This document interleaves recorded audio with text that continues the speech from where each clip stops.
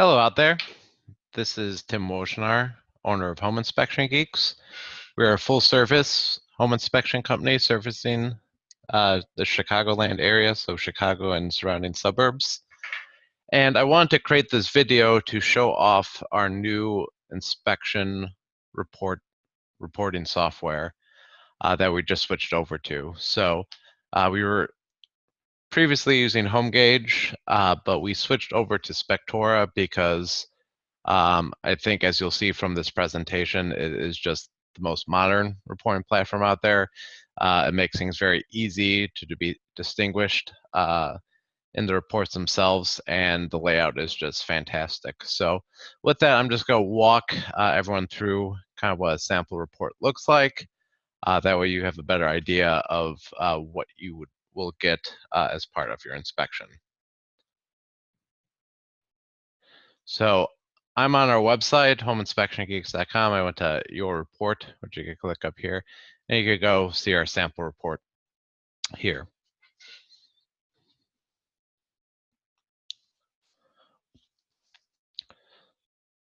So this sample report is actually of a condo unit. So usually there are exterior and roofing components, but this is just for the interior of the condo, just an FYI. So when you get to this main page here, you can see that there's obviously a picture of the unit with the property address. This is a fake property address because it's a sample report. From there, we have your agent's name, information. So nice thing is for real estate agents out there, your client could actually click on this and find your contact information and get a hold of you quickly too. So if they are looking at your phone, they could give you a quick call from here if they have any questions. Also, who was doing the inspection and the inspector's information as well. With that, I'm just going to go over some basics of the report layout. So number one, our top section is inspection details. So this just kind of goes over some basic information about the property and what to expect from the report. About your inspection report, this goes over different limitations and kind of what the inspection entails. There's a condo disclaimer about what's covered as part of the condo inspection versus a single family.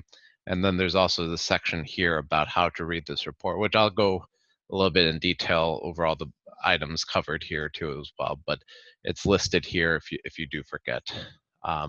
We also participate in InterNACHI's buyback guarantee program. So if something's found 90 days after closing, within 90 days of closing, and it's a serious issue, and you no longer want the home, InterNACHI will actually buy back the property at the price you paid for it. So it's a very good guarantee program that we participate in.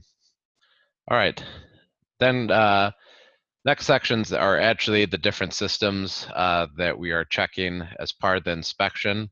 So you can see over here too, there's a table of contents that goes over. So if you want to, just go to the interior section, you could click there and easily navigate there, but we're going to start back at the kitchen. This section here is for information only, so it goes over materials and whatnot of the countertops, different things we're checking for too as well.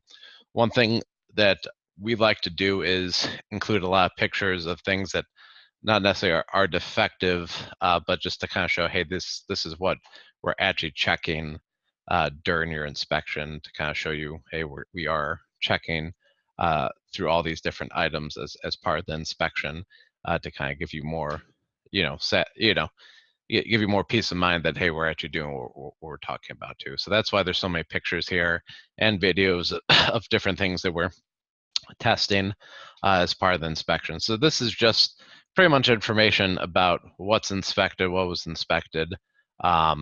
If you go over here to limitations, this talks about items that come up during the report that are limited. So for instance, for this one here, this talks about how we can't see the main drain or vent line for the kitchen because it's behind the wall, so there's no way to see it. So that's a report limitation. If there's stuff in the way, too much foliage outside to see certain areas, this is where those limitations are reported onto as well. At the very bottom of this, so you could click back to information by going to that tab, these are actually items that we're reporting on that either are unsatisfactory or need to be maintained. So blue in general is so they're categorized by color. Blue is the lowest level. Normally this is small maintenance items that are more of cosmetic nature, just maintenance that needs to be done on a regular basis, or sometimes it has to do with safety upgrades. So if you're living in a house that's like 30 years old, there's going to be things that aren't up to modern safety standards, and they're not required to be changed, but we list those here so you have the option of updating those things if you so choose after you move in. So blue items are typically what we say should not be negotiated for with the seller because they're either small or trivial, or they haven't been brought into code until recent years. The orange level here, this is just an outdated smoke detector that needs to be replaced. So orange is more, delayed maintenance, or just items that, there are some signs of a defect, but are not, substantial. I'm trying to think of a couple examples here, like missing caulking, stuff like that, it's not necessarily going to break the bank, are important, but I wouldn't say are material defects or serious safety hazards. The red items here are safety hazards plus any material defects. So in this example here, this is an outlet without an outlet in the kitchen that is not GFCI protected, and within, I think the code going back to the 70s, requires GFCIs to be installed, and I just feel like most places should have these nowadays, or should have rehabbed in order to install these, because it prevents people getting shocked in the kitchen if water enters the outlet area too as well. So that's why this is listed at red. So that's how you differentiate. And when you go write your negotiation list, hopefully these different color codings helps make that process a lot easier too as well. So one other tab that we didn't see, there's not really a standard for kitchen based off the SOP that we use, which stands for Standards of Practice, but this kind of just goes over what should be inspected as part of the interior section here too as well. So for sections, there is a guideline or standard. You can see what is required per our SOP by clicking on that standard too as well. So pretty much we go through all the different sections. You should be able to read each in the same way. Another cool feature is actually show you how many items were reported on in each category too as well, so you could jump to the ones that have the most and skip over the ones that don't really have anything reported on. Great feature too is the summary feature. So cutting out all the information and those long sections, plus it cuts out all the blue items, and this kind of just gives you, hey, what is a summary of items that potentially we should be requesting for, or if you just want to focus on the most severe items, which we suggest is what we suggest, then you could skip to just actions recommended, which is the red section, and it will pull up just the red items, which there's only 2 in this report.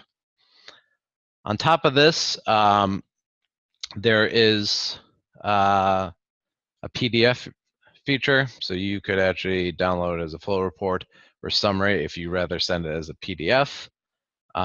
You could also go report tools up here at the very top, So observations, copy and paste text. So you could copy and paste the text if you're writing email, or actually what we suggest is going to this repair request builder, which I'm going to break out in a different video. And by clicking on that, show real quick, you can actually create that repair request list to the seller, and within probably 10 minutes, or sometimes where you're copying and pasting, it'll take a while to construct the email that way too as well. So there's a different video. We'll try to get a link in the description below for that too as well. So that's really it. The nice, I guess the last thing I'd like to mention too is this is very mobile friendly. So as you can see, this is not a PDF report. This is actually a HTML link where it opens up on the web page. So you can quite easily look at these reports on a mobile device, even your phone, and navigate easy to make these reports mobile friendly. So you can, if you're on the run, you don't necessarily have to open up your laptop or whatnot to take a look at them too as well. So if you have any questions, we're always here to help. Hopefully this video helps you kind of see what our reporting capabilities are. If you had an inspection with us, gives you a little details on the ins and outs of how to use this platform. If you have any questions, feel free to reach out to us at info@homeinspectiongeeks.com or at 773-242-9358. We'll include that in the description below. Thanks again, and have a great day.